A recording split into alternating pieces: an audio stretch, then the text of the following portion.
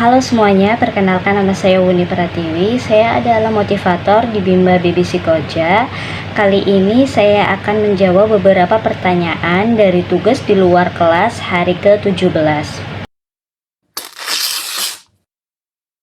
Segala sesuatu permainan yang berhubungan dalam menumbuhkan minat baca pada anak, supaya anak senang membaca dengan menggunakan modul yang sebelumnya sudah dikuasai oleh anak dan dengan berbahasa Bimba.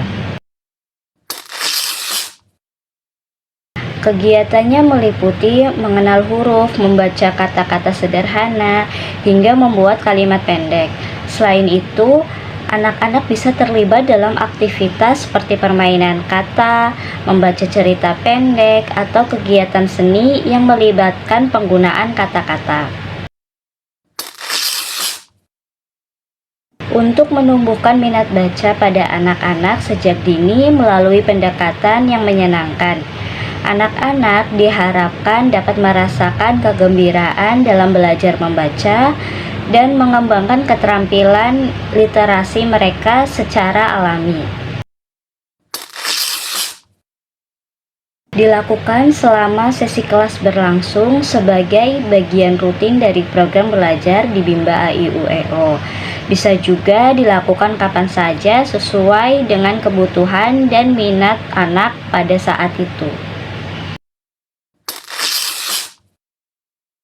Karena membantu menumbuhkan fondasi literasi yang kuat pada anak-anak, minat baca yang tinggi adalah kunci untuk pengembangan pengetahuan dan keterampilan di kemudian hari.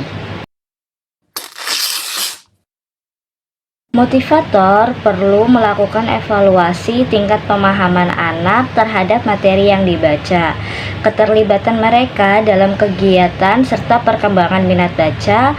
Evaluasi ini membantu dalam menyesuaikan metode pengajaran agar lebih efektif.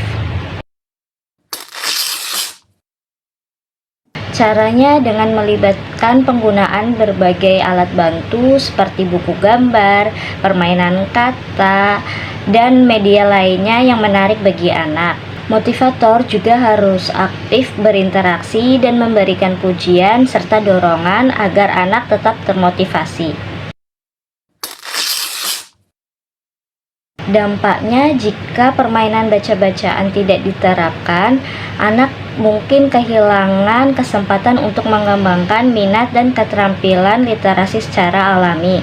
Hal ini bisa menghambat kemampuan mereka dalam membaca dan memahami teks di kemudian hari. Teori bandul merupakan konsep dalam pendidikan yang mengacu pada pergerakan minat dan perhatian anak yang bisa berubah-ubah seperti gerakan pendulum. Contohnya, seorang anak mungkin tertarik pada satu aktivitas, tetapi kemudian beralih ke aktivitas lainnya yang lebih menarik perhatian.